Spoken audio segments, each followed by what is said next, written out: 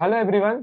तो आज हम बात करने वाले हैं how to read NCERT. NCERT पढ़ने का सही मेथड क्या है आपके एग्जाम यूपीएससी के पॉइंट ऑफ व्यू से। देखो, यूपीएससी, पीसीएस और स्टेट लेवल पीसीएस को छोड़कर जितने भी एग्जाम्स होते हैं उनके अंदर आपको क्या होता है, उनके अंदर आपको फैक्ट्स का मालूम होना बहुत ज्यादा जरूरी होता है। बट जब हम लोग यूपीएससी की बात करते हैं और उससे ज्यादा इंपॉर्टेंट एनसीईआरटी की बात होती है, तो एनसीईआरटी को पढ़ा कैसे जाता है, सबसे मेन बात तो है। क्योंकि आज के टाइम पे जितने बच्चे हैं, बहुत ज्यादा बच्चे तो ऐसे जो सिर्फ एनसीईआरटी लेके आते और रीड करना शुरू कर देते।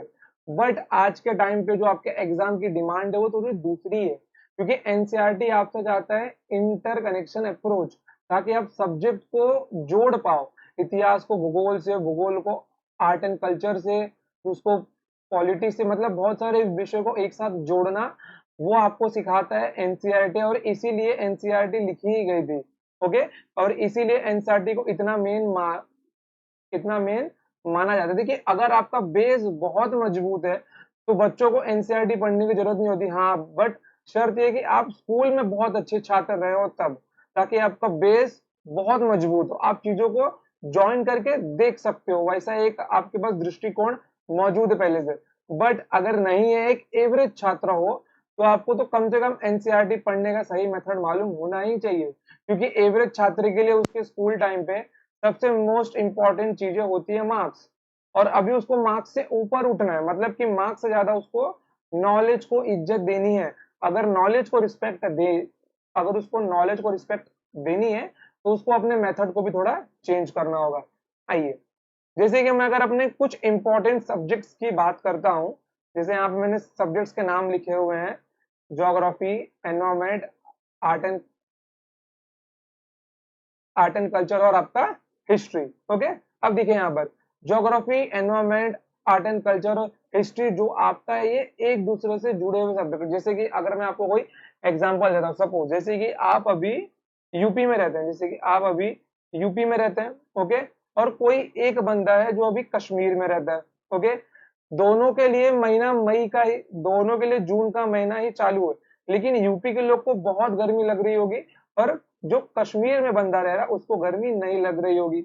ओके। अब यहाँ पे इन दोनों में चेंजेस क्या आ गए, इनके भौगोलिक रीजन का, मतलब कि वहां का भूगोल जहाँ पे रहते हैं। यूपी में क्या है, यूपी में गर्मी बहुत ही ज्यादा, लेकिन कश्मीर में नहीं, क्योंकि कश्मीर में बर्फीले पहाड़ बहुत है, इसी वजह से। समझ गए? तो भूगोल का वहां के आर्ट एंड कल्चर के ऊपर, वहां की संस्कृति के ऊपर बहुत ज्यादा फर्क पड़ता है कि वहां का भूगोल कैसा है। बिना भूगोल के संस्कृति नहीं बन सकती, और बिना भूगोल के इतिहास तो कभी बन ही नहीं सकता। बिना भूगोल के इतिहास कभी नहीं बन सकता। जैसे कि मैं अगर आपसे एक एग्जांपल लेके बात करता हूँ, सपोज मुझको बताइए कि जो पानीपत था, पानीपत के 3 युद्ध हुए, और पानीपत एक जगह का नाम है, ओके। तो सारे के साथ वो तीनों के तीनों बड़े युद्ध पानीपत में ही क्यों हुए, किसी और जगह भी हो सकते थे। क्यों? क्योंकि पानीपत एक बहुत बड़ा मैदानी इलाका है। मतलब कि पानीपत एक बहुत बड़ा मैदानी इलाका ऑफर करता है कि एक खाली जगह है, वहां पे अच्छा खासा सैन्य बल लेकर युद्ध किया जा सकता है। इसलिए पानीपत में ही वो सारे युद्ध हुए। क्यों? क्योंकि उसकी भौगोलिक संरचना वैसी थी, वहां का भूगोल वैसा था, जोग्राफिकल रीजन वहां का वैसा था। ओके। चलिए, और मुझे पूरी उम्मीद है कि आपको मेरी बात समझ में आ रही होगी। ओके। एक एक पॉइंट को ज्वाइन करके देखिए। जैसे देखिए, ज्योग्राफी के अंदर एक चीज आता है जिसको बोलते हैं, टॉपिक का नाम होता है मानव भूगोल। क्या होता है? मानव भूगोल। जब हम लोग मानव भूगोल के बारे में पढ़ते हैं, तो वो मानव भूगोल सीधा ज्वाइन होता है वहां की संस्कृति से, आर्ट एंड आर्ट और वहां के कल्चर से। वो वहां से ज्वाइन होता है। ओके। तो मानव भूगोल, भूगोल सीधा कहाँ पे ज्वाइन हो गया, आपका आर्ट एंड कल्चर में जाके ज्वाइन हो गया। और अगर वहां का आर्ट एंड कल्चर है, जैसे वहां की कुछ मूर्तियां है, वहां के कुछ रीति रिवाज वगैरह, वहां का कोई समुदाय है, तो वो आपका कहाँ पे एंटर होता है, फिर हिस्ट्री में एंटर होता है। कहाँ पे होता है एंटर? वो आपका हिस्ट्री में एंटर होता है। समझ गए? तो ऐसे ही सारे सब्जेक्ट को ज्वाइन करके पढ़ना चाहिए। और एनसीईआरटी पढ़ने का सबसे सही मेथड होता है आपका मैपिंग मेथड। क्या होता है? आपका मैपिंग मेथड, नक्शे के थ्रू, नक्शों के थ्रू आपको एनसीईआरटी पढ़नी चाहिए। सामने नक्शा रखो, देखो कहाँ की बात है, उसका उसका रीजन वहां पे देखो कि ये नक्शे में कहाँ पे आता है, उसका भौगोलिक जो जो भौगोलिक वहां की रचना है वो कैसी है, ज्योग्राफिकल रीजन वहाँ पे कैसा है, मौसम कैसा है, वहाँ पे पहाड़ कितने, वहाँ का जमीन कैसा है, वहाँ पे रिवर कैसी है, ये सब पता होना जरूरी है। क्योंकि अगर आप लोग एक चीजों को इलोबरेट करके देखते हो तो आपको चीजें अच्छे से समझ में आती है। जैसे कि मैं अगर आज फार्मर्स की बात करता हूँ, कि जैसे कि मैं अगर आज फार्मर्स की बात करता हूँ, तो भारतीय सरकार ने उनके लिए कुछ बिल निकाले थे जो कि अब रद्द हो चुके हैं। अगर हमें फार्मर्स की मूल समस्या को पता करना है, अगर हमें आज फार्मर्स की मूल समस्या को पता करना है, तो वो समस्या कहाँ से पैदा हुई ये पता होना हमको बहुत ज्यादा इंपॉर्टेंट है। क्योंकि जब तक समस्या की जड़ हमको पता नहीं होगी, हम लोग समस्या का समाधान निकाल ही नहीं पाएंगे। जैसे कि आज के टाइम पे बहुत सारे बच्चे बोलते हैं जरूरत क्या है इतिहास, भूगोल, एनवायरमेंट, ये सब पढ़ने की जरूरत क्या है। कौन बोलने आता है कि अकबर के बाप का नाम ये था, कि कि हम लोग जितने भी राजा महाराजा वगैरह रह चुके, वो उन लोगों ने ये किया है। हमको वो सब नहीं पढ़ना है। जितने भी राजा महाराजा, सुल्तान, ये जितने लोग भी हुए, इन लोगों ने क्या गलतियां की है, उनके गलतियों से सीखना, वो हमें हिस्ट्री बताता है। ओके। भूगोल क्यों पढ़ते हैं हम लोग? भूगोल इसीलिए पढ़ते हैं क्योंकि भूगोल के थ्रू हमको वहां के संस्कृति के बारे में जानकारी मिलती है कि वहां के लोग कैसे, वहां का पहनावा कैसा है। इसीलिए वहां पे जो नियम है वो इस प्रकार से है। समझ गए? फिर उसके बाद क्या आता है? एनवायरमेंट आता है। ओके, क्या आता है? एनवायरमेंट आता है। ओके। जब तक आपको ये तीनों चीज नहीं पता होगा, आपको एनवायरमेंट पता पढ़ ही नहीं पाओगे। इतिहास, भूगोल, इतिहास, भूगोल और आर्ट एंड कल्चर आपको पता होना बहुत ज्यादा जरूरी है वहां के पर्यावरण को समझने के लिए। अब जैसे मैं आपको एक एग्जांपल देता हूँ, ऑफेंड मत करना कोई भी, मैं पहले बोल दे रहा हूँ, डोंट टेक इट पर्सनल, जो कोई भी ये वीडियो देख रहा है। जैसे कि अगर मैं आपको बोलता हूँ कि आज के टाइम पे जो पीरियड्स है, जो कि गर्ल्स को नॉर्मली आते हैं, ओके, अब बोला जाता है कि पीरियड्स में मंदिर जाना मना है। क्या है? पीरियड्स में मंदिर जाना मना है। अब यहाँ पे किसी ने सवाल पूछा क्यों? यहाँ पे किसी ने सवाल पूछा क्यों? उसका सवाल गलत नहीं है, लेकिन आज का समाज उसको उत्तर नहीं देता। क्यों? क्योंकि समाज को उत्तर खुद पता ही नहीं है। समाज को उत्तर खुद पता ही नहीं है। पहले के टाइम पे रीति रिवाज जो बना दिए गए, जो अंधविश्वास बना दिया गया, वो बना दिया गया। लेकिन उस टाइम के हिसाब से जो नियम बनाए गए थे, वो उस समय के हिसाब से सही थे। जैसे कि आज के टाइम पे नहीं बोला जाता आपको कि शाम के समय झाड़ू नहीं मारना चाहिए, लक्ष्मी नहीं आती, या फिर लक्ष्मी निकल जाती है। ऐसा नियम किस लिए था?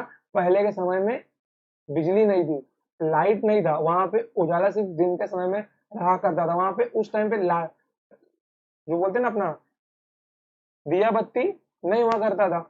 अगर दिन के समय ठीक है, बट अगर उनकी कोई ज्वेलरी वगैरह शाम को गिर गई और शाम को अगर झाड़ू मारा, तो वो सारा का सारा कूड़ेदान में चला जाएगा और फेंका भी जाएगा।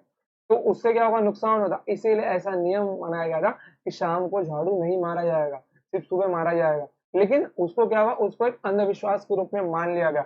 अब मैं इस टॉपिक पे आता हूँ, ओके, कि पीरियड्स में मंदिर नहीं जाना चाहिए। अगर ये सवाल पूछा गया, तो सवाल को बोलते हैं कि ये सवाल गलत है, सवाल करना नहीं चाहिए। क्योंकि बोलते हैं कि हम लोग उस टाइम पे इम्प्योर होते हैं, खून साफ नहीं होता गर्ल्स का। ओके, बोलते हैं कि बेकार जो गंदा ब्लड होता है वो बॉडी से निकलता होता है। ओके। अब इसको ना एक साइंटिफिक वे में मैं आपको दिखाता हूँ यहाँ पे कि क्या होता है। एक मतलब बहुत टाइम पहले क्या था, जब गर्ल्स लोग को पीरियड आता था, लेडीज को, गर्ल्स को, जो भी है, जब उनका मासिक धर्म शुरू होता था, तो उस टाइम पे ना वो लोग जंगल के पास में रहा करते थे। तब तो शहर इतने थे भी नहीं, तब सिर्फ जंगल और उसके आसपास बचे हुए इलाके और नगर थे। तो वहां पे क्या था? भेड़िए, जंगली जानवर घुमा करते थे, रहा करते थे, अगर बोलूं, जंगल में। ओके। तो और अगर कोई मंदिर सपोज मान लो जंगल के पास में है, कोई मंदिर अगर जंगल के पास में है, तो भेड़िए खून की गंध 1 किलोमीटर दूर से ही सूंघ लेते हैं कि वहां पे उनको खून की गंध है। अब एक बात बताओ, अगर कोई गर्ल्स, लेडीज वगैरह अपने पीरियड्स में मंदिर वगैरह जाएगी, और सपोज मानो वो अगर सुबह के वक्त गई एकदम भोर में, तो भेड़िया आएगा और उसको लेके निकल भी जाएगा और खा भी जाएगा। इसीलिए उस टाइम पे ये नियम बनाया गया था कि अपने पीरियड्स में मंदिर जाना मना है। अब अगर इस नियम को हम उस टाइम के हिसाब से देखें, तो ये नियम उस टाइम के हिसाब से बिल्कुल सही था।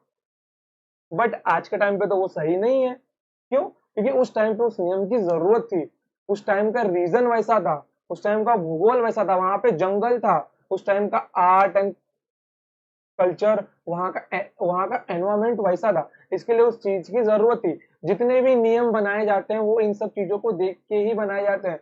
अब हर जगह पे सेम त्योहार नहीं मनाया जाता, महाराष्ट्र में अलग त्योहार होता है, यूपी में अलग होगा, साउथ में अलग होगा। ओके, तो हर जगह त्योहार भी अलग अलग होता है। क्यों? वहां के भौगोलिक रूप के ऊपर से कि वहां का भूगोल कैसा, वहां का इतिहास कैसा है। समझ गए आप लोग? कोई दिक्कत नहीं है। तो किसी भी चीज को पढ़ने के पहले आपको एक चीज जरूर पूछना चाहिए, क्यों। ओके, आपको डांट आपको डांट खाने को मिल जाएगा, लेकिन ये क्यों सिर्फ पूछना है आपको एनसीईआरटी में। अंधविश्वासों के ऊपर आप ना ही जाओ तो ही अच्छा है। मैं तो केवल आपको एक ये चीज बताया कि किसी भी चीज की तह तक जाना, अगर आप किसी भी चीज के तह तक जाते हो तो आपकी जो समझ है वो और साफ होती है।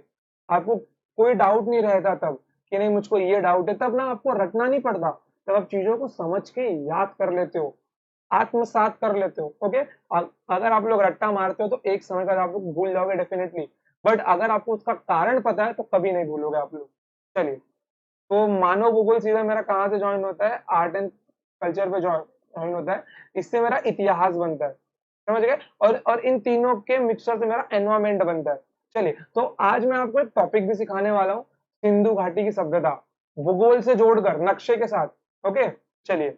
हालांकि मुझको ये हालांकि मुझको ये टॉपिक दूसरे वीडियो में लेना चाहिए, बट मैं इसमें सिखाऊंगा आपको। चलिए, देखिए, अब मैप से पढ़ने के फायदे क्या होते हैं। मैप से क्या होता है, मैप से हमको एक विजुअल मिलता है, मतलब हम लोग अपने आंखों से देखते हैं, और आंखों से देख देख सुनी हुई चीज 11% याद होती है, और करी हुई चीज, देख कर पढ़ी हुई चीज 93% याद होती है। अभी आपकी जिम्मेदारी है कि आप लोग सिर्फ 11% याद रखते हो या फिर 93% आपको चाहिए। समझ गए? तो 93% सबको चाहिए। ओके, तो मैप का देखा हुआ चीज क्या होगा, विजुअल हमारे सीधा मेमोरी में सेव होता है। आपको कोई आंसर जितना याद नहीं होगा, उतना एक मूवी आपको याद रहता है कि हाँ उसकी कहानी ऐसी है, हीरो ये था, उसने ये किया, उसने ये बोला। क्यों? क्यों? क्योंकि आपकी जो दिमाग है ना वो पिक्चर मेमोरी है। आपके आपका जो दिमाग है वो पिक्चर के इंफॉर्मेशन को जल्दी स्टोर करता है। कोई भी इंफॉर्मेशन अगर पिक्चर में दिखाई जाए तो वो उसको जल्दी स्टोर कर लेता है। ओके, मेमोरी मेमोरी में जो भी चीजें होती है वो हमारे ब्रेन में स्टोर होती है। किस फॉर्म में? पिक्चर फॉर्म में स्टोर होती है वो। ओके, जब वो पिक्चर फॉर्म में स्टोर होती है, जब हमारे ब्रेन को उसकी जरूरत होती है, जब जैसे मैंने कोई उत्तर देखा, मुझे इसका उत्तर लिखना है, तो हमारा जो मेमोरी है वो ऑटोमेटिक उस स्टोरेज में से हमारी इंफॉर्मेशन को फेच करता है, मतलब निकाल कर देता है जो इंपॉर्टेंट की इंफॉर्मेशन है। समझ गए? इसीलिए पिक्चर मेमोरी से पढ़ाई करना बहुत इफेक्टिव होता है। विजुअलाइजेशन, जो भी पढ़ लो उसको इमेजिन करो, क्योंकि जितने भी कानून नियम, अगर मैं आपको बोलूं, आप अगर आज एक आईएएस ऑफिसर बनना चाहते हो तो आपको रियल में प्रॉब्लम से डील करना होगा। आप वहां पे जाओगे, समाज के बीच उनकी जो भी दिक्कत होगी, लोगों की, आप उनको सॉल्व करोगे। तो सही बात है ना, जब आप लोग प्रैक्टिकल फील्ड में जाने वाले हो तो थ्योरेटिकल फील्ड में रहना ही क्यों है। थ्योरेटिकल फील्ड को भी प्रैक्टिकल समझ के देखो, क्योंकि वो थ्योरी भी कभी ना कभी तो प्रैक्टिकल था। जो आज लिखा गया है इतिहास, वो भी ना कभी तो हुआ है, वो भी ना कभी तो हटा हुआ है। मतलब वो सब भी तो देखा हुआ है, मतलब कि अगर मैंने आज एक कहानी लिखी इतिहास की, वो कहानी पहले हो चुकी है, तो आपको उस कहानी में जाना है, उसको आत्मसात करना है। कहानी को नहीं पढ़ना है कि नहीं आपने कहानी को पढ़ा, याद किया, खत्म बात। आपको उस कहानी को समझना है कि वहां पे रियल में क्या हुआ था। और आपको ना सिर्फ देखो, एनसीईआरटी पढ़ने का एक मेन उद्देश्य ये होता है, अपनी सोच को डेवलप करो। दूसरा क्या होता है, इतिहास में जो भी गलतियां हुई है वो गलतियां हमको नहीं दोहरानी है। उन गलतियों से हम क्या सीखते हैं और क्या समझ डेवलप होती है। समझ गए? और अर्थव्यवस्था, अगर हम लोग अर्थशास्त्र नहीं पढ़ेंगे तो हम लोग देश के अर्थव्यवस्था में अपना कंट्रीब्यूशन कैसे देंगे, उसको कैसे और मजबूत बना पाएंगे। अगर हम लोग कानून के बारे में नहीं पढ़ेंगे तो हम लोग एक अधिकारी कैसे बनेंगे। एक एक अधिकारी का काम होता है लॉ एंड ऑर्डर को मेंटेन करना। उसके राज्य में, वो जहाँ पे उसका पोस्टिंग हुआ है, जिस डिस्ट्रिक्ट में पोस्टिंग हुआ है, उसको वहां पे मेंटेन होता है कि वो वहां पे कानून को सुव्यवस्थित ढंग से रख पाए। कानून नहीं पढ़ेगा तो कहाँ से रख पाएगा। तो सब पढ़ना जरूरी है। चलिए, तो देखिए, आज हम लोग जिस टॉपिक की बात करने वाले हैं, मैं आपको ये टॉपिक पूरे एक ओवरव्यू, 360 डिग्री से समझाने वाला हूं। ओके, समझ गए? अब देखो, अभी इतने टाइम तक आपने अगर वीडियो देख लिया है तो मुझे पूरा यकीन है कि आपको एनसीईआरटी कैसे पढ़ते हैं ये आपको जानना है अभी। ओके, और वो इस टॉपिक के थ्रू हम लोग समझेंगे, क्योंकि जितने भी बेकार के बालक होते हैं ना, वो अब तक वीडियो छोड़ के जा चुके होते हैं, क्योंकि वो लोग यहाँ तक आते ही नहीं। क्योंकि मैंने 15 मिनट क्या सिखाया आपको, देखो मैंने 15 मिनट क्या ही सिखाया आपको, मैंने कुछ नहीं सिखाया यहाँ पे, केवल कुछ बातें की है। अगर रियल टॉपिक की बात करूँ तो बाय द वे रियल में टॉपिक तो यही है आपका जो मैंने बताया है। बट अगर प्रैक्टिकली मुझको आपको सिखाना है कि पढ़ा कैसे जाता है, मैं आपको सिर्फ बता रहा हूँ कि एनसीईआरटी पढ़ते कैसे हैं, उसको ज्वाइन करना है। तो रियल में मैं आपको एक टॉपिक पढ़ के दिखाऊंगा, मैं आपको सिखाऊंगा कि आपको इसको बाकी चीजों से ज्वाइन कैसे करना है। ओके, चलिए। और मैप के थ्रू ये टॉपिक आज आपको ना बहुत ज्यादा हद तक याद रहेगा। आपने हड़प्पा जो आपकी सभ्यता आपने भले अपने स्कूल में पढ़ रखा होगा, लेकिन आज आपको ये बहुत अच्छे से समझने वाला है। चलिए, जो हिंदी और इंग्लिश मीडियम के छात्र है, दोनों केवल समझने के रूप से देखना, लैंग्वेज के पीछे मत भागना आप लोग। सिर्फ समझने के रिस्पेक्ट में आप लोग इस वीडियो को देखना आज। ओके, कि आपको समझ में आता है कि नहीं आता है। बाकी पढ़ना तो आपको अपने मेथड से ही है, समझ गए? चलिए, हड़प्पा सभ्यता। हड़प्पा सभ्यता क्या है? बहुत पुरानी सभ्यताओं में से एक, one of the oldest civilisation on the earth. Okay, जैसे कि इजिप्ट की और आपका मेसोपोटामिया और चाइना की सभ्यता जो थी, जो बहुत जूनी सभ्यता थी। ओके, अब ये जो आपका हड़प्पा, इसका नाम हड़प्पा सभ्यता कैसे रखा गया? नेम्ड आफ्टर प्लेस, मतलब जगह के नाम पे रखा गया। उस जगह का नाम था हड़प्पा 1826 में। ओके, तो इसका नाम क्या रखा गया? हड़प्पा सभ्यता रखा गया। इसको एक नाम से और जाना जाता है, also known as Indus Valley civilisation, अर्थात सिंधु घाटी की सभ्यता। अब सिंधु घाटी की सभ्यता क्यों बोलते हैं इसको? हड़प्पा तो चलो मान लो जगह का नाम था, लेकिन सिंधु घाटी की सभ्यता क्यों बोला जाता है, अब ये हम लोग पढ़ेंगे, इसको बोला क्यों जाता है। चलिए, देखिए यहाँ पर, जैसे कि आप सबको जगह दिखाई दे रहा है हड़प्पा। हड़प्पा आप सबको यहाँ पे दिखाई दे रहा है, और आपको ये एक जगह दिखाई दे रहा है सिंध। सिंध क्या है? ध्यान से देखना, सिंध आपकी एक यहाँ पे नदी है। सिंध क्या है? सिंध आपकी एक यहाँ पे रिवर है। जो आगे रिवर क्या हुआ है? डिवाइड हुआ है।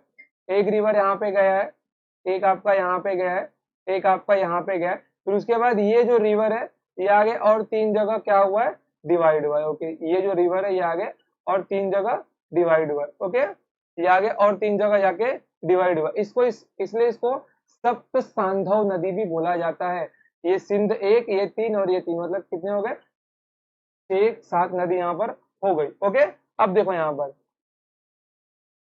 अब यहाँ पर जितनी भी सभ्यता बसी थी, अब यहाँ पर जितनी भी सभ्यता बसी थी, वो सब की सब रिवर के पास ही बसी। जितनी भी आपके पास रिवर्स थे, अर्थात नदी वगैरह थी, वो सारी की सारी सभ्यता यहीं पर बसी थी।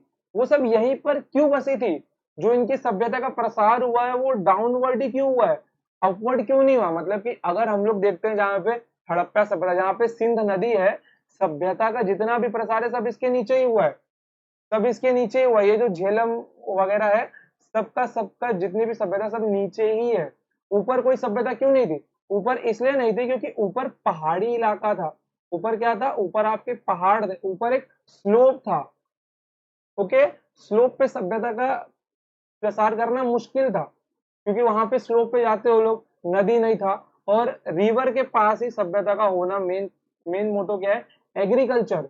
अगर वो लोग रिवर के पास होंगे तो वो लोग अपनी बहुत सारी चीजों को पूरा कर पाएंगे। खाना, पशुपालन, खेती के लिए जमीन, रहने के लिए अच्छी जगह, सब नदी के पास ही उनको मिल पाता। और नदी एक ऐसी जगह थी जो इनकी इन सारी चीजों को पूरा करने में बहुत कारगर साबित होता। इसलिए जितनी भी सभ्यता थी सब नीचे की ओर थी, ऊपर की ओर एक भी नहीं थी। क्यों? क्योंकि ऊपर पहाड़ी इलाका है, समझ गए? ऊपर क्या? ऊपर पहाड़ी इलाका है। अब देखो, अब ये सिंध है ना, सिंध से ही सारी नदियां निकली है, इसलिए इसको सिंधु घाटी की सभ्यता कहा जाता है। सिंधु घाटी की सभ्यता कहा जाता है। समझ गए आप लोग? कोई इश्यू नहीं है यहाँ पर कि जितनी भी सभ्यता है सबका प्रसार नीचे की ओर ही क्यों हुआ, ऊपर की ओर क्यों नहीं हुआ। ओके, कोई दिक्कत तो नहीं है अभी यहाँ पर? चलिए, अब देखिए यहाँ पर, अब ये जो मेरा हड़प्पा है, और ये सवाल पूछा गया था कि हड़प्पा सभ्यता कौन से नदी के नजदीक में बसी थी? रावी रिवर के नजदीक में इस सभ्यता का विकास हुआ था। समझ गए? रावी रिवर के पास में। चलिए, अब अगर मैं इस मैप के थ्रू बोलूं, तो आपका जो सबसे पश्चिमी इलाका था उसका नाम क्या था? उत्तरा गिंडोर। ओके, इस जगह का नाम था। और ये जो एक जगह है, ये आपका ना पोर्ट बनाने के लिए काम आता था। मतलब कि अगर किसी को समुद्री रास्ते से दूसरे जगह पे जाना है, व्यापार करने के लिए, तो वो इस जगह से जाता था। ओके, और यहाँ पर जो है आपका वो अरावली का रीजन आता है, वो इस साइड एकदम ईस्ट की ओर। ओके, चलिए, देखिए, जैसे कि अगर मैं सिंधु घाटी सभ्यता के जो भी स्टेजेस है उनकी बात करता हूँ। फर्स्ट फर्स्ट स्टेज मतलब नियोलिथिक स्टेज। नियो मतलब होता है नया, और लिथिक मतलब होता है रॉक। रॉक मतलब पाषाण, पाषाण मतलब पत्थर। जब पत्थरों का युग था, पत्थरों से हथियार बनाए जाते थे जानवरों का शिकार करने के लिए। जब पत्थर से हथियार बनाए जाते थे जानवरों का शिकार करने के लिए। अब देखो, अब ये जो नोट्स मैंने बना थे, वो कभी ना नोट्स ना लिखा नहीं करते आप लोग। कभी नोट्स ना लिखने का नहीं, हमेशा नोट्स बनाने का LWMI टेक्निक से। LWMI का मतलब क्या होता है? Less word more information. Less word more information. Okay, less word more information मतलब कि लिखो कम लेकिन जानकारी ज्यादा हो। ओके, तो LWMI नोट्स अगर आप लोग बनाना सीख गए, तो आप लोग पूरे पूरे चैप्टर को एक पेज में उतार दोगे। आपको बाकी की चीज लिखने की जरूरत ही नहीं पड़ेगी। ओके, चलिए, देखिए, तो जब पाषाण युग था, एकदम नया नया पाषाण युग था, वहां पे जो इसका एरिया था वो कहाँ पे था? Indus plane river. प्लेन मतलब क्या होता है? समतल। समतल जगह पे था। कहाँ पे था? समतल जगह पे था। और ये मेरा जगह कहाँ पे? मेहरगढ़ में। कहाँ पर है मेरा जगह? ये मेहरगढ़ में है। ओके, और उनका कार्य, वहां पे उनका काम क्या था? उनके पास लिमिटेड एग्रीकल्चर था। क्या था? लिमिटेड एग्रीकल्चर था, मतलब सीमित खेती के साधन थे। अब अगर मैं यहाँ पे आपको बात करूं, अगर मैं आपसे यहाँ पे बात करूँ, छोड़ो, ये तो नेक्स्ट टॉपिक है ना। चलो, सबसे पहले मैं आपको इसके बारे में बता देता हूँ। इंडस प्लेन, समतल भूमि। समतल भूमि पे क्या होता है? समतल भूमि का मतलब होता है मेरे पास मिट्टी। मिट्टी का क्षेत्र मतलब मैं अगर नदी के पास हूँ, देखो जैसे यहाँ पर ये जो मेरी हड़प्पा है, ये क्या, मेरा दो रिवर्स के बीच में न, सतलज और रावी के बीच में एक सभ्यता मेरी बसी है। दो नदी के बीच का जो क्षेत्र होता है, उसको बोला जाता है दोआब का क्षेत्र। मोस्ट फर्टाइल लैंड एवर मतलब सबसे ज्यादा उपजाऊ भूमि, जिसकी मिट्टी में नमी बहुत होती है, वो किसी भी फसल को उगा सकती है। दोआब के क्षेत्र में किसी भी चीज की खेती की जा सकती है जो बहुत अच्छी होगी। क्यों? क्योंकि वो दो रिवर्स के बीच की जगह है। ओके, चलिए, तो हड़प्पा सभ्यता मेरी वहीं पे थी। बट वहां पे क्या था? वहां पे क्या था? वहां की मिट्टी बहुत अच्छी थी। अब वहां की मिट्टी अच्छी होने के कारण वहां पे क्या हुआ? एग्रीकल्चर का विकास हुआ, मतलब खेती का विकास हुआ। अब अगर वहां पे खेती का विकास हो रहा है, तो वहां पे क्या आएगा? मेरा एक मेरा समाज बसेगा। अगर मेरा समाज बस रहा है, तो उनको अपने फूड सिक्योरिटी अर्थात खाने को भी स्टोर करके रखना होगा। क्या पता कभी कोई संकट काल वगैरह आ गया, तो मेरे पास रहने के लिए खाना तो रहना चाहिए ना। इसीलिए वहां पे फूड सिक्योरिटी का भी सिस्टम होता है। अगर वहां पे एक समाज होगा, तो समाज में से लोग क्या होंगे? श्रम शक्ति का निर्माण होगा। हमको लेबर मिल पाएंगे जिनसे हम काम ले सके। अगर श्रम शक्ति का निर्माण होगा, अगर लोग काम करते हैं, नई नई चीजें वहां पे बनाएंगे, तो वहां पे एक अर्थव्यवस्था लागू की जाएगी, ताकि वहां की अर्थव्यवस्था निर्धारित ढंग से चल पाए कि लोगों को पैसा कितना देना है, जो काम कर रहे हैं, जिनसे हम काम ले रहे हैं, उनसे पैसा कितना देना है वगैरह। सब वहां पे क्या होगा? सिर्फ और सिर्फ एक किस चीज से डिसाइड हुआ? मिट्टी से। सिर्फ एक सॉइल के आधार पर इतनी चीजें निकल कर आ गई। समझ गए? जैसे देखो, अगर इंग्लिश वालों को मैं दिखाता हूँ, सॉइल से क्या होगा? सॉइल से मेरा एग्रीकल्चर बनेगा। एग्रीकल्चर से वहां पे एक सोसाइटी आएगी। सोसाइटी की वजह से वहां पे क्या आएगा? लेबर डिवीजन, श्रम शक्ति आएगा। और श्रम शक्ति की वजह से क्या होगा? Base of economy and polity. अर्थशास्त्र और राजनीति का वहां पे क्या होगा, आगमन होगा। और अगर एग्रीकल्चर रहेगा तो मेरा वहां पे फूड सिक्योरिटी भी आना लाजमी है। अब देखो यहाँ पर, अब अगर मैं इस जगह की बात करता हूँ तो रिवर्स के पास में जितने भी रिवर्स हैं, ओके, जरा 2 मिनट देना।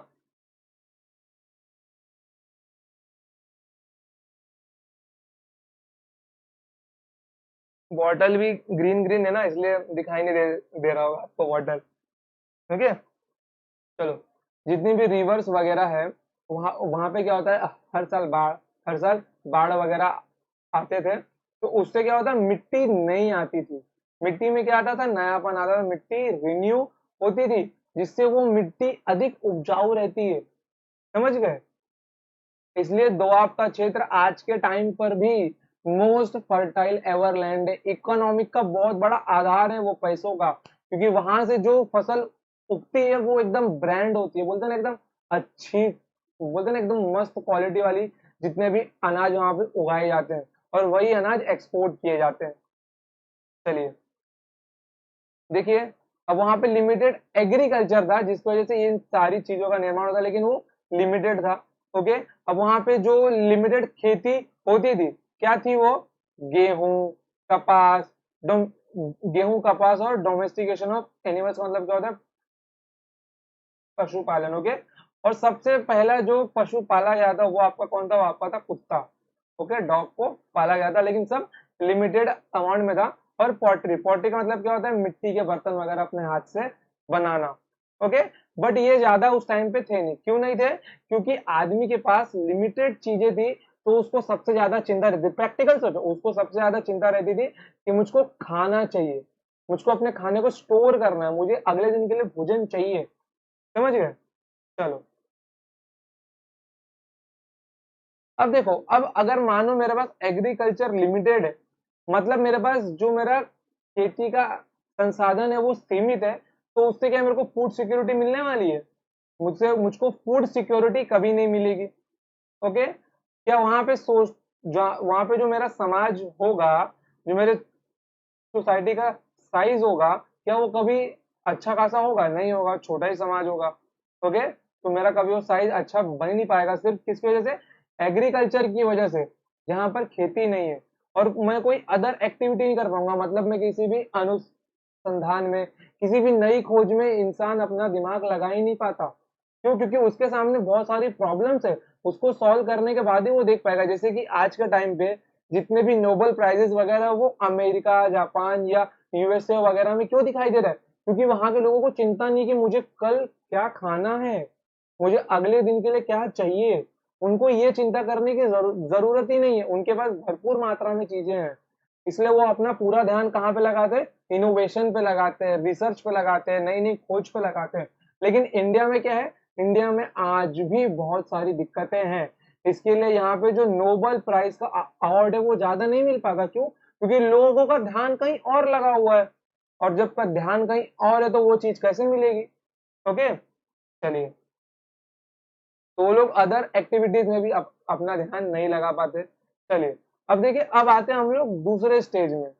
ओके, इनिशियल हड़प्पन एज, मतलब प्रारंभिक हड़प्पन काल, मतलब जब जो आपकी हड़प्पा सभ्यता थी उसकी जब प्रारंभिक रियल में शुरुआत हुई। ओके, वो सब क्या हुए, वो सब ना टुवर्ड्स द प्लेन मूव हो गए, मतलब वो लोग जो समतल जमीन थी उसके और क्या गए, मूव हो गए, वहां से निकलकर उठकर वहां पर चले गए। अब प्लेन भूमि पर ही क्यों गए, प्लेन भूमि पर ही क्यों गए? अब सबसे बड़ा सवाल है कि ये लोग प्लेन भूमि पर ही क्यों गए। अगर मैं आपको बात करूं, जैसे कोई पहाड़ी इलाका है, जैसे कोई पहाड़ी इलाका वगैरह है, तो पहाड़ी इलाके में मेरा क्या होता है, पहाड़ी इलाके में मेरा होता है ढलान। क्या होता है? ढलान होता है। और ढलान के इलाके में कभी खेती नहीं की जा सकती। क्यों? क्योंकि मिट्टी मेरी फिसल जाती है, मिट्टी मेरी फिसल जाती है। अगर मिट्टी मेरी फिसल जाएगी तो मैं खेती कहाँ से करूंगा, मैं खेती कहाँ से करूंगा? समझ गए? इसीलिए वो लोग प्लेन भूमि की ओर मूव हो गए। कहाँ पे हो गए? प्लेन भूमि, समतल जमीन की ओर मूव होकर चले गए। अब समतल जमीन का मतलब क्या होता है, वहां का भूगोल कैसा था, वहां का भूगोल कैसा था। जो ये स्लोप वाला कंसेप्ट है, ये ढलान वाला, ये आपका भूगोल में आता है। देख रहे हो इतिहास से भूगोल कैसे कनेक्ट हो रहा है कि जितने भी लोग थे वो सब प्लेन समतल जमीन की ओर ही अग्रसर क्यों हुए, वहां पे क्यों गए, क्यों, क्योंकि वहां पे खेती करने के लिए अच्छी जगह थी, वहां की मिट्टी में नमी होता, मिट्टी वहां की बहती नहीं, लैंडस्लाइड नहीं होता। समझ गए? तो ये होता है आपका भूगोल से ज्वाइन करना। अब देखो, अब तो यहाँ पे मेरा ज्योग्राफी इंट्रोडक्शन हो गया इस पॉइंट से। अब सेकंड पॉइंट पे आता हूं मैं, यूज ऑफ व्हील। इसी काल में पहिए का निर्माण हुआ। पहिए का निर्माण हुआ तो क्या बनाए गए, हल भी बनाए गए खेतों को जोतने के लिए। फिर उसके बाद क्या हुआ, ग्रेनरी मतलब अन्न भंडार के गृहों का निर्माण किया गया। आज का टाइम पे आप भी जो लोग रहोगे अपने अन्न के भंडार को स्टोर करते रहोगे, जिनके पास खुद की खेती वगैरह होगी, गेहूं चावल मूंग तिल पता नहीं क्या क्या वो लोग स्टोर करके रखते होंगे। ओके, फिर उसके बाद क्या हुआ, लॉन्ग डिस्टेंस ट्रेड मतलब दूर क्षेत्रों में व्यापार।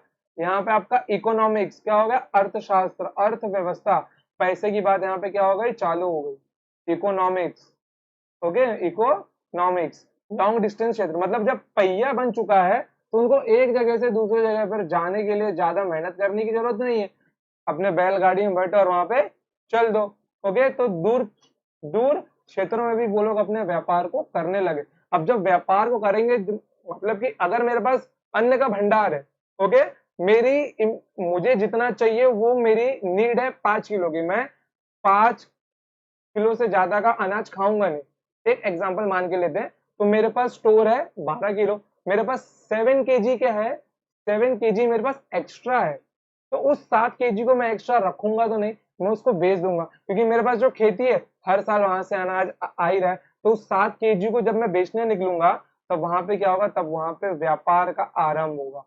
क्या होगा, तब वहां पे व्यापार का आरंभ होगा। समझ गए? यहाँ से आपका क्या हुआ, यहाँ पे आपका इकोनॉमिक्स का इंट्रोडक्शन हुआ। समझ गए? हर टॉपिक आपस में एक दूसरे से जुड़ा हुआ है कि अर्थव्यवस्था की शुरुआत कैसे हुई, व्यापार की शुरुआत कैसे हुई, वहां के भौगोलिक क्षेत्र का क्या प्रभाव हुआ वहां के इतिहास पर। ओके, अब एग्रीकल्चर मेरा वहां पे बहुत अच्छा था, और वहां पे जब देखिए, जब इंसान के पास अच्छा खासा टाइम है, अन्न भंडार करने लगा है, जो उसकी सबसे बेसिक नीड थी खाने का प्रॉब्लम, अब खाने का प्रॉब्लम नहीं है उसको, तो वो अपने दिमाग को और चीजों में लगा सकता था, जितने भी मिट्टी के बर्तन मूर्ति वगैरह सारी की सारी वो चीजें बना सकता था। ओके, तो उसने बनाई भी जो हमको मिलती है। ओके, तो ये सब मेरा क्या था, ये सब मेरा सेकेंड स्टेज था, मतलब द्वितीय द्वितीय ओके, सेकेंड स्टेज। चलिए, अब देखिए यहाँ पर, अब आते हैं अपने तीसरे स्टेज की ओर, मतलब मेच्योर हड़प्पन एज, विकसित हड़प्पा चरण। ओके, 2600 से 1800 बीसी तक। अब बीसी पे कंफ्यूज मत होना आप लोग, ये मैं आपको आगे सिखाऊंगा कि बीसी और एडी मेरा क्या था। ओके, जब आपको ये पता लगेगा कि रियल में जो आप इतिहास अपना पढ़ रहे हो ये दूसरे लोगों ने बताया है, कि इतिहास को पढ़ा कैसे जाता है, ये तो अपना इतिहास है ही नहीं। समझ गए? तो वो तो बात की बात है, पहले हम लोग समझ के लेते जो आज हम लोग का टॉपिक है। अब देखो, अब आता है अर्बन लाइफ मतलब शहरीकरण।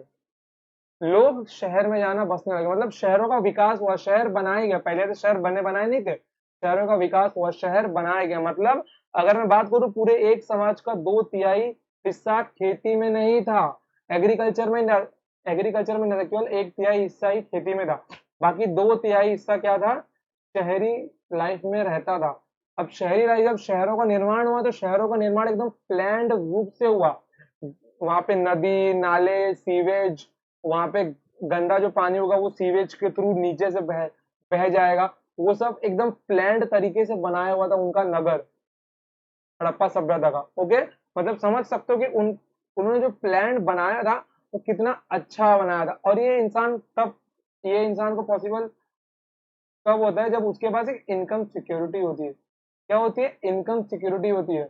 उसके पास जब तक इनकम सिक्योरिटी नहीं होगी, पैसे की सुरक्षा नहीं होगी, तब तक वो ये सब चीजें कर ही नहीं पाएगा। ओके, तो उसके पास एक इनकम सिक्योरिटी थी। फिर उसके बाद में क्या हुआ, यूनिफॉर्म मेजरमेंट आया, मतलब जब शहर में सब लोग जाने लगे तो एक सार्वभौमिक मापन प्रणाली का भी निर्माण किया गया, कि आपका 1 केजी इतना होगा, 2 केजी इतना होगा।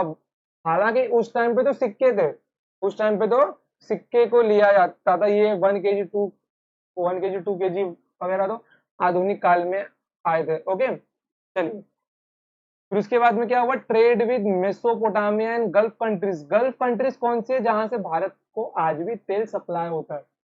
ओके, मतलब विदेशों में व्यापार बढ़ने लगा। भारत एक ऐसा देश है जिसका विदेशों में भी व्यापार था।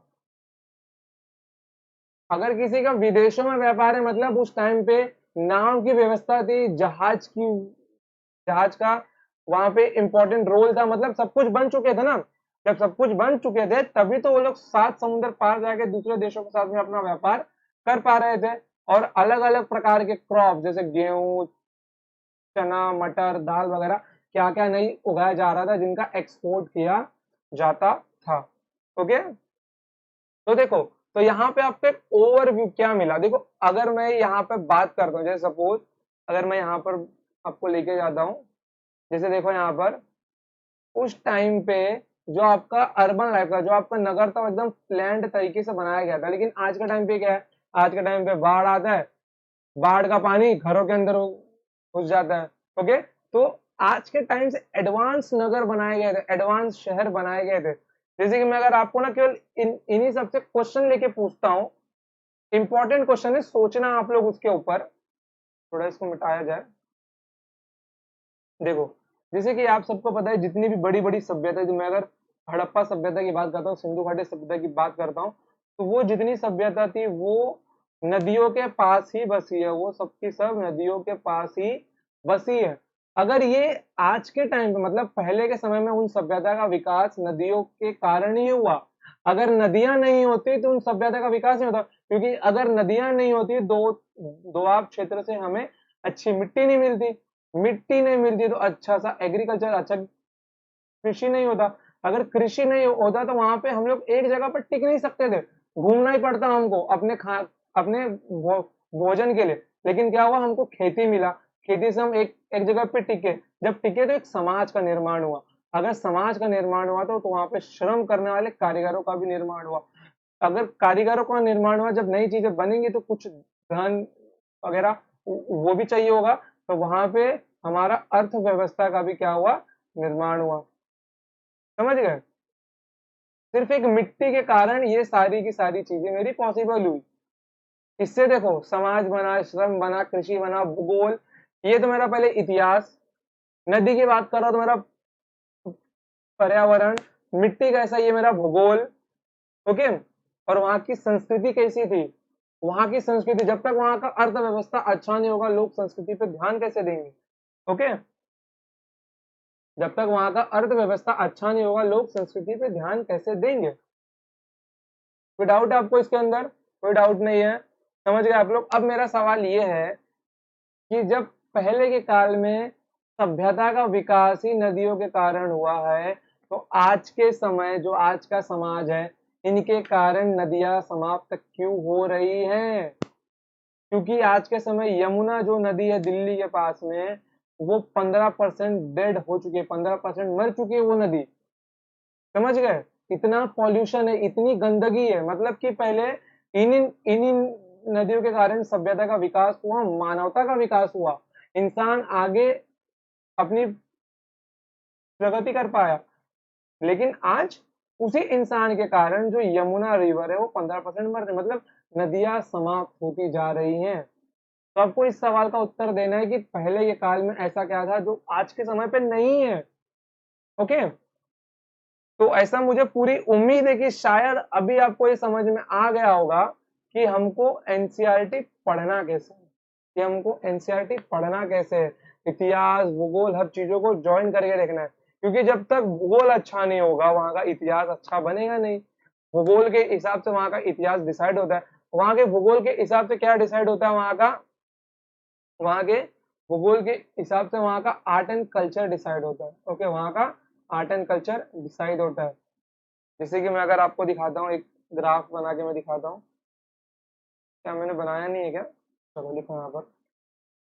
देखो, जैसे हिस्ट्री के, ओके, हिस्ट्री किसके ऊपर डिपेंडेंट है, ज्योग्राफी के ऊपर। ओके, ज्योग्राफी से मेरा क्या होता है, वहां का कल्चर, वहां की संस्कृति डिसाइड होती है कि वहां का पहनावा कैसा होगा, वहां के लोग कैसे होंगे, सब ज्योग्राफी के ऊपर डिसाइड होता है। ओके, कल्चर, जब एक मेरा एक कल्चर बनेगा, एक संस्कृति बनेगी, तो उसमें वास करने वाला कोई समाज अर्थात सोसाइटी भी तो बनेगा ना, सोसाइटी बनेगा। अगर मेरा सोसाइटी बनेगा तो सोसाइटी से क्या आएगा, वहां पे इकोनॉमी आएगा, क्या आएगा, पैसा आएगा वहां पर। और जब दोनों आएंगे तो इन दोनों को संभालने के लिए मेरा क्या आएगा, कानून आएगा, पॉलिटी आएगा। और जब तक कानून नहीं तो वहां का कोई नया इतिहास हम लोग बना नहीं सकते। देख लो, सब आपस में इंटरलिंक्ड है, सब क्या है, सब कुछ आपका आपस में इंटरलिंक्ड है। ओके, सब कुछ क्या आपस में आपका जुड़ा हुआ है। तो इसको लिख के ले लो, एक पेज पे कहीं चिपका लो कि आपको जब किसी भी चीज को आप लोग पढ़ोगे तो एक पूरा ब्रॉड नजरिए से पढ़ना है आपको।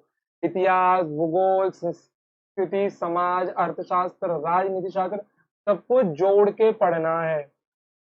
ओके बच्चों, तो आई होप कि आपको सब कुछ समझ में आ गया होगा, कोई डाउट नहीं रहा होगा और कोई डाउट रहना भी नहीं चाहिए। ओके, अगर आपको पूरा एनसीईआरटी सीरीज पढ़ना है, मुझसे पढ़ना है, तो नीचे, ओके सॉरी, तो नीचे कमेंट सेक्शन में नाम लिखो, सॉरी, नीचे नीचे कमेंट सेक्शन में बोलो जी सर हमको आपकी वीडियो बहुत अच्छी लगी है और आप पूरे एनसीईआरटी का सीरीज बनाओ, जो मैं इसी रूप में सिखाऊंगा आपको। एनसीईआरटी को मैपिंग के थ्रू पढ़ना कैसे है, एनसीईआरटी को मैपिंग के थ्रू पढ़ना कैसे है। ओके, क्योंकि ये नीचे नीचे और सभ्यता विकसित होती है, और ये जितनी भी सभ्यता है ना, सब नदियों के पास ही विकसित होती है, सब नदियों के पास ही विकसित होती है, जितनी भी बड़ी बड़ी सभ्यताएं। ओके, चलिए, तो आज के लिए इतना ही, मिलते हैं next time, till then tata bye bye, जय हिंद, जय भारत, लव यू ऑल।